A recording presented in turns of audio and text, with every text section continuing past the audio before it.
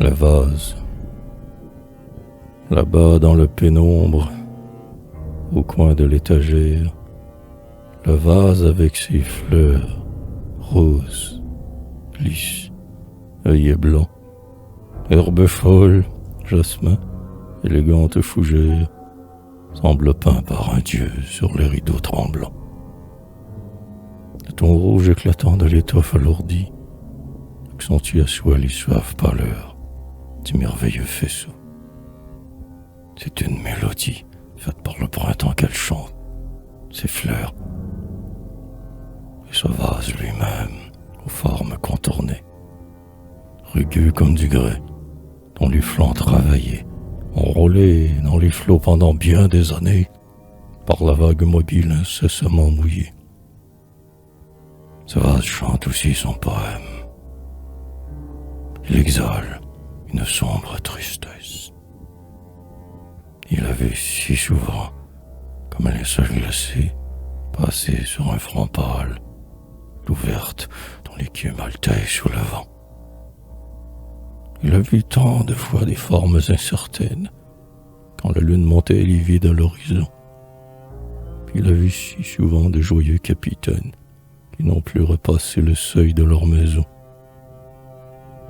C'était à l'aube. Au ciel montaient des rayons fauves, à travers le brouillard par le jour dispersé.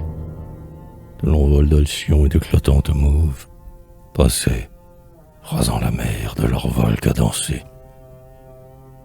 Des pêcheurs sous la voile au plitin par l'aurore relevaient leurs filets. De leur groupe éloigné, un homme au front pensif songeait encore, sans regarder le flot de lumière baigné. Des clameurs.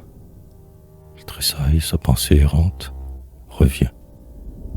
Il voit parmi le poisson argenté ce vase que la vague horrible ou murmurante dans son sinistre sein avait longtemps porté. « Donnez-le-moi, dit-il. Avec sa teinte sombre, ce vase de mon cœur est bien l'emblème et l'ombre.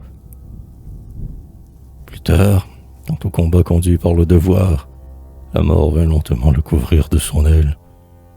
Ce fut le souvenir qu'il fit remettre à celle qu'il aimait et jamais ne devait plus revoir.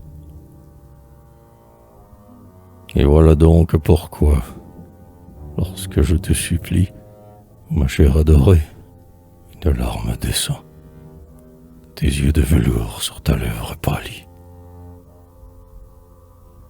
Tu regardes ce vase et songes à l'absent.